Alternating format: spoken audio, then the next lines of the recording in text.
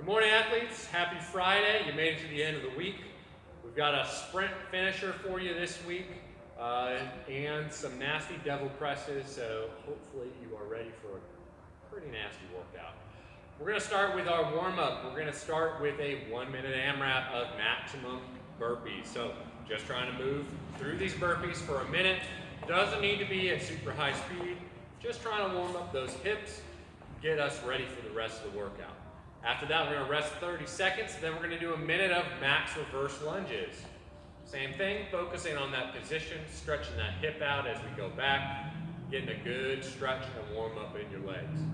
Do another 30-second rest, and finally, we're going to spend 2 minutes doing 30 seconds of high knees and 30 seconds of air squats. Air squats are right here. High knees, you're just going to do that in place. We're just focusing on getting our knees up as high into our body as we can. After the warm-up, we're getting into our strength portion. Strength, we're going to do 5 rounds for quality. So we're not focusing on a time domain like we normally are.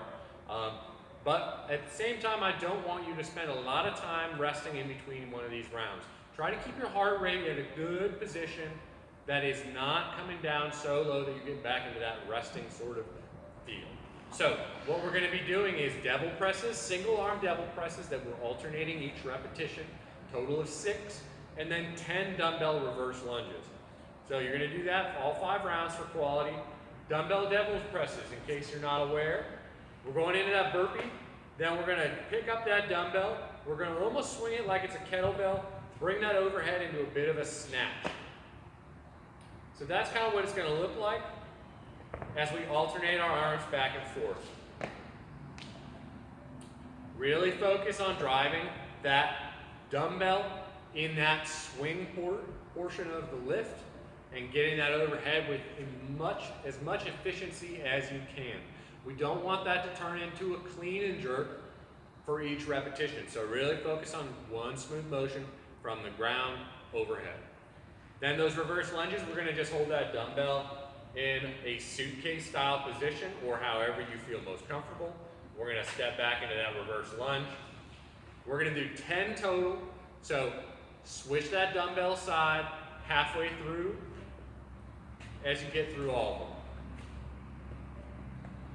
That'll be your strength portion for today. Really focus on those lunges, not letting that knee cave in. We want to make sure that you're pushing that knee to the outside as you come out of the motion. And also try not to push too much off of that back leg. We're usually really focusing on that front leg, using that to drive us up.